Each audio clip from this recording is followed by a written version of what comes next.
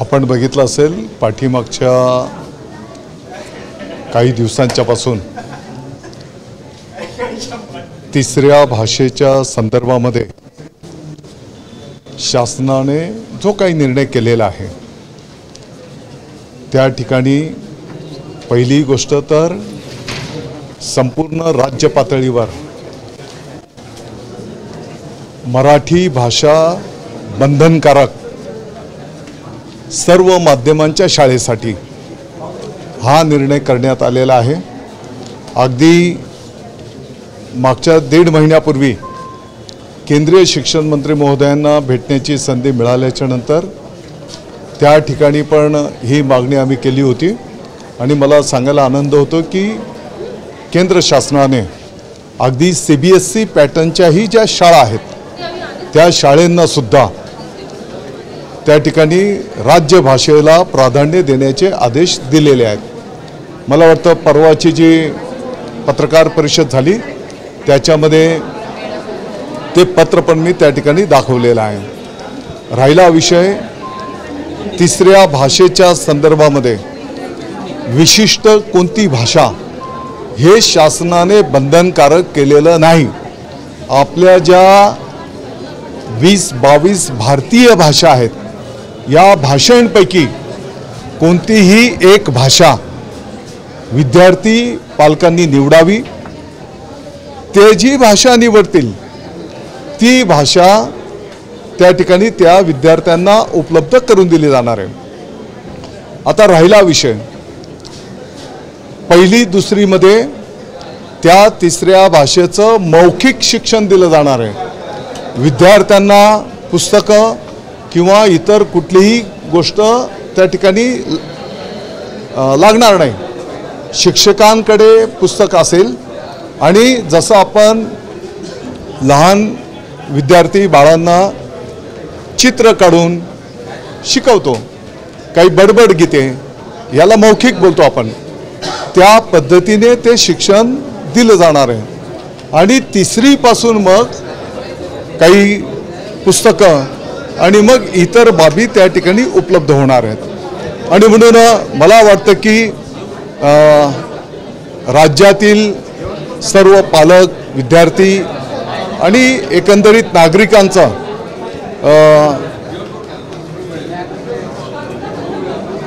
काहीतरी दिशाभूल या ठिकाणी करण्याचा होताना आपण पाहतो आहोत आणि या संदर्भातली स्पष्ट भूमिका प्रत्येक वेळोवेळी त्या ठिकाणी नमूद केलेली आहे। आणि पत्रकार परिषदेच्या दिवशी आपण बघितलं असेल की आताच्या घडीला 2 कोटी जे काही 11 लाख राज्यातले विद्यार्थी आहेत या सर्व विद्यार्थ्यांच्या पैकी गेल्या अनेक वर्षांच्यापासून इतर माध्यमांच्या पण ज्या काही शाळा सुरू आहेत, म्हणजे काही शाळा 30-40 वर्षांच्यापासून सुरू आहेत, त्याची आकडेवारी पण आम्ही पत्रकार परिषद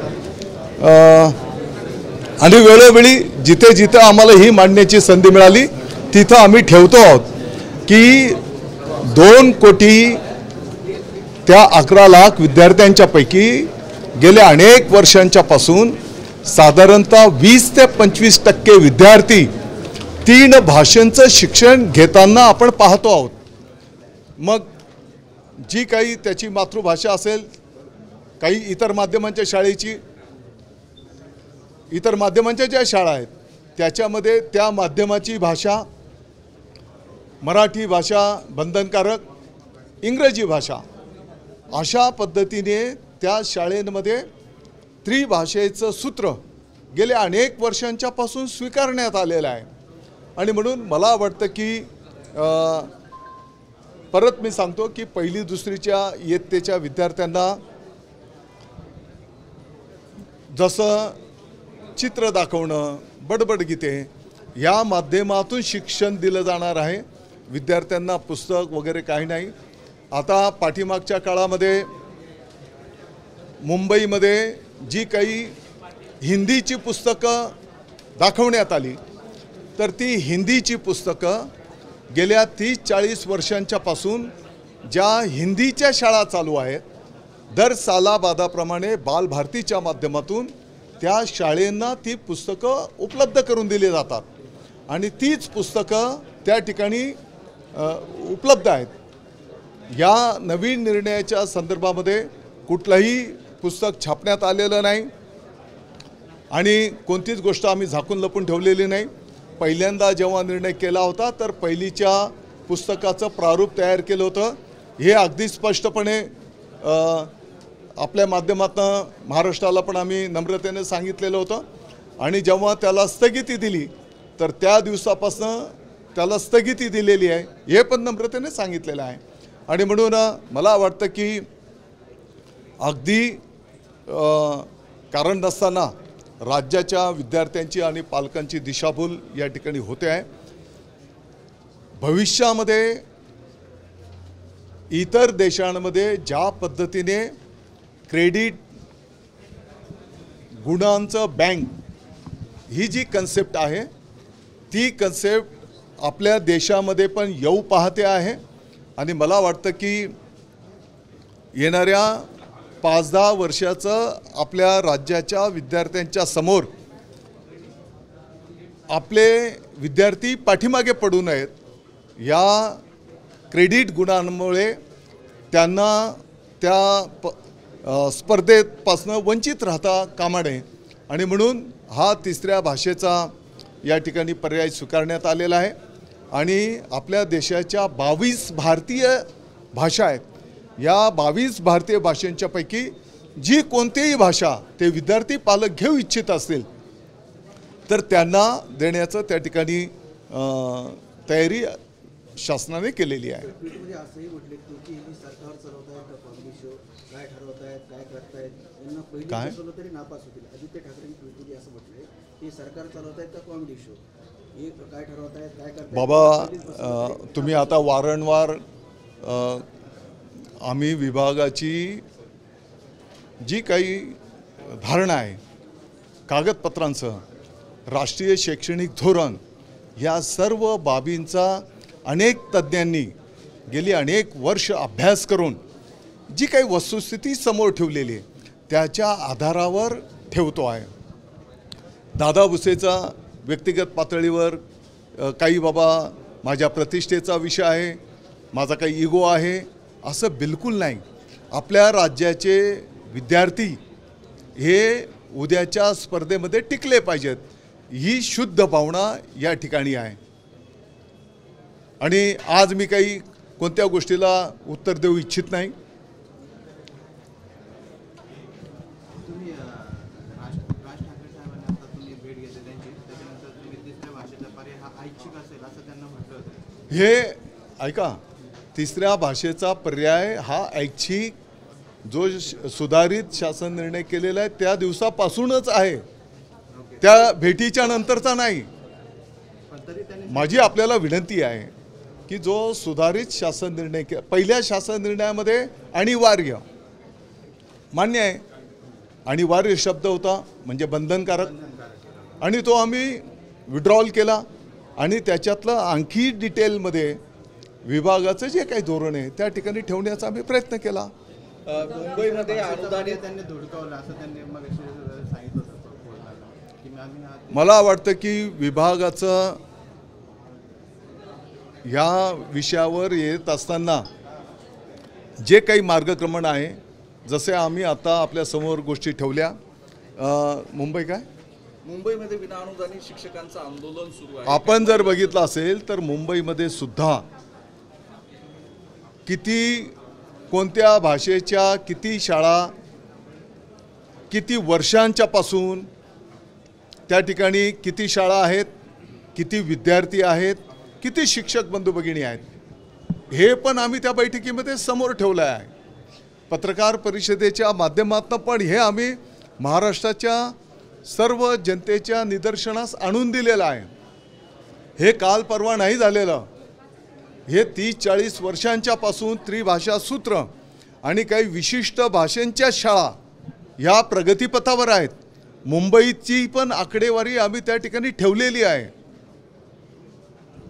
हिंदी भाषेच्या विरोधात आता राज ठाकरे आणि उद्धव ठाकरे एकत्र येऊन 5 तारखेला आंदोलन. मी परत आपल्याला नम्रतेने आपल्या माध्यमातून महाराष्ट्राच्या तमाम विद्यार्थी पालकांना, महाराष्ट्राच्या नागरिकांना नम्रतेने सांगू इच्छितो, मराठी सक्तीची हे धोरण सरकारचं आहे. त्याची प्रभावी अंमलबजावणी आजच्या कार्यशाळेमध्ये पण आम्ही सर्वांनी निर्धार केलेला आहे. मराठी बंधनकारक, अगदी CBSE पॅटर्नच्या ज्या शाळा असतील, CBSEच्या शाळा, त्या शाळेमध्ये सुद्धा मराठी भाषा शिकवणं हे बंधनकारक हा निर्णय केलेला आहे. आणि येणाऱ्या काळामध्ये त्याची प्रभावी अंमलबजावणी, राष्ट्रगीताच्या नंतर राज्यगीत गरजा महाराष्ट्र माझा हे गाणं बंधनकारक, त्याची प्रभावी अंमलबजावणी. आणि जसं मी सांगितलं की देशाचे आदरणीय शिक्षण मंत्री महोदय धर्मेंद्रजी प्रधान साहेबांना विनंती केली, आपल्या राज्याचं, देशाचं आराध्य दैवत छत्रपती शिवाजी महाराजांचा इतिहास हा देशव्यापी व्यापक प्रमाणात शिकवला जावा. मला वाटते की त्या क्षणालाच त्यांनी त्या ठिकाणी मान्यता दिली. आणि नुसतं मान्यता नाही दिली तर बैठक संपल्याच्या नंतर अर्ध्या तासाच्या आत ट्विट करून त्यांनी त्यांचं समर्थन त्या ठिकाणी आनंद व्यक्त केलेला आहे. अरे हिंदी भाषा नाही ना बाबा, तुम्ही आपण वारंवार का बोलतो आहोत? आम्ही भारतीय 22 भाषा बोलतो आहोत. भारतीय 22 भाषा संस्कृतपर्यंत विद्यार्थी पालक ते जे निर्णय करतील, ऐच्छिक ते जे सांगतील ते. गेल्या अनेक वर्षांच्या पासून 20 ते 25% विद्यार्थी पहिलीच्या पासून त्रिभाषा सूत्राप्रमाणे त्यांना शिकवलं जातं आहे. आता जो निर्णय केलेला आहे त्याप्रमाणे फक्त मौखिक शिक्षण पहिली दुसरीला, पुस्तकं नाही, काय नाही, फक्त शिक्षकांना पुस्तक मिळेल की त्याचा अभ्यासक्रम काय असणार आहे, शिक्षकापुरतं. की ते चित्र, त्या चित्राला काय बोलतात, ते फूल, ते फळ, त्याला त्या विद्यार्थी पालकाने जी भाषा मागितलेली असेल त्या भाषेमध्ये त्याला काय बोलतात. आणि मला वाटतं की प्रत्येक माध्यमांच्या किती शाळा आहेत त्याचं सर्व सविस्तर आकडेवारी पत्रकार परिषदेमध्ये दिलेली आहे. माझी आपल्याला विनंती आहे, परत मला कळत नाही की आम्ही जाणीवपूर्वक हिंदी का बोलतो आहोत. आणि ज्याला हिंदी घ्यायची असेल तो हिंदी घेईल, ज्याला संस्कृत घ्यायची आहे, ज्याला बंगाली घ्यायची आहे, जी काही भाषा घ्यायची असेल. भारतीय 22 भाषा आहेत. ठाकरे बंधू एकत्र येत आहेत त्या निमित्तानं, त्याबद्दल काय सांगा? मला वाटतं की महाराष्ट्राच्या जनतेची दिशाभूल होऊ नये आणि म्हणून जे काही स्पष्टता आहे अगदी आकडेवारीसह आपल्या माध्यमातून आम्ही महाराष्ट्राच्या समोर वारंवार मांडतो आहोत. जे कोण भेटत आहेत त्या सर्वांच्या समोर अगदी साहित्यिक महोदय, शिक्षण तज्ज्ञ महोदय आणि त्यांना सगळ्यांना ज्ञात आहे. आता राहिला विषय तर इंग्रजीला आपण काही वर्षांच्यापासून स्वीकारलेला आहे, त्याचे चांगले पडसाद आपल्या राज्याचे विद्यार्थी पुढे जाताना आपण पाहतो आहोत. आता अनेक ठिकाणी तिसरी भाषा पण स्वीकारण्यात आलेली आहे, अनेक राज्यांमध्ये स्वीकारलेली आहे.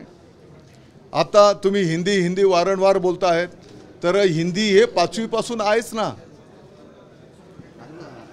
काही वर्षांच्या पासून आहे, ते आता काल परवा नाही आलेलं. आणि राहिला विषय, शास्त्र असं बोलतंय की साधारणपणे वय वर्ष 2 ते 8 या वयोगटामध्ये त्या विद्यार्थ्यांना जर आपण चांगलं वातावरण निर्माण करून दिलं तर त्यांचं श्रवण शक्ती, अध्ययन शक्ती ही दी बेस्ट असते. बरोबर. आपण आता काही लोक बोलतात की माझं शिक्षण, तर त्यांची ग्रास्पिंग पॉवर जास्ती असते. तर सांगायचं तात्पर्य असं आहे की या वयोगटामध्ये हे शास्त्राने सिद्ध केलेलं आहे. आणि म्हणून आणि परत एकदा की त्याच्यामध्ये काही पुस्तकं असणार नाहीत, काय नाही, तोंडी मौखिक पद्धतीने ते शिकवलं जाणार आहे. दादा, गेल्या मागच्या महिनाभरापासून 11वी ॲडमिशन प्रोसेस जी आपण ऑनलाईन सुरू केलेली आहे. हो. मागचे 2 आठवडे बघितले की प्रत्येक वेळेला यादीच्या वेळेला प्रॉब्लेम आलेले, अजूनही 11वीची प्रवेश प्रक्रिया ती वस्तुस्थिती आम्ही स्वीकारतो आहोत. मला वाटतं की परीक्षा लवकर घेण्यात म्हणजे वेळेवर संपन्न झाल्या आणि प्रवेशाची तारीख यापूर्वी आम्ही घोषित केलेली होती, परंतु काही तांत्रिक मुद्दे त्या ठिकाणी पुढे आले आणि त्याच्यामुळे थोडा विलंब झाला. ही गोष्ट आम्ही स्वीकारतो. आमच्या नियोजनाप्रमाणे साधारणतः एक 8-10 दिवस त्याला उशीर झालेला आहे, हे आम्ही स्वीकारतो. परंतु मागच्या वर्षाशी जर आपण कंपॅरिझन केलं, त्याची तुलना केली, तर मागच्या वर्षाला 11वीचे प्रवेश हे 28 जूनला संपन्न झालेले होते आणि अपेक्षित होतं की हे लवकर होईल. परंतु जे ऑनलाईन ही प्रक्रिया संपन्न केली जाते, त्रास झाला विद्यार्थ्यांना, पालकांना, हे आम्ही मान्य करतो. परंतु या पाठीमागची जी भूमिका आहे की गरीबातल्या गरीब विद्यार्थ्याला सुद्धा त्याच्या गुणांनुसार त्याला अपेक्षित असलेलं महाविद्यालय त्याला मिळालं पाहिजे, ही त्याच्या पाठीमागची भावना आहे. हुशार विद्यार्थी जर त्याची आर्थिक परिस्थिती नाही, परंतु त्या शिक्षणापासून तो वंचित राहता कामा नये, या भावनेतून हा निर्णय त्या ठिकाणी करण्यात आलेला आहे. मला अपेक्षित आहे की या 2 दिवसामध्ये हे सुरळीत होईल आणि विद्यार्थ्यांचे प्रवेश त्या ठिकाणी संपन्न होतील. विना अनुदानित टप्पा अनुदानितचा जो प्रश्न आहे तो प्रलंबित राहतो. प्रत्येक अधिवेशनाच्या आधी शिक्षक हे आंदोलन करतात. काय ते या अधिवेशनात तोडगा निघेल? पुढील टप्पा शाळेंना मिळायला पाहिजे, या संदर्भामध्ये पाठीमागच्या काळात निर्णय झालेला आहे, वस्तुस्थिती आहे. आणि त्या शिक्षकांच्यासाठीचा जो काही निधी आहे, त्या निधीची मागणी विभागाच्या वतीने टप्पा अनुदानाच्यासाठी करण्यात आलेली आहे. मला वाटतं की माननीय मुख्यमंत्री महोदय, माननीय उपमुख्यमंत्री महोदय यांच्याकडे आम्ही विनंती करणार आहोत. या अधिवेशनात कंप्लीट होईल. या अधिवेशनाच्या याच्यामध्ये ऑलरेडी मागणी केलेली आहे.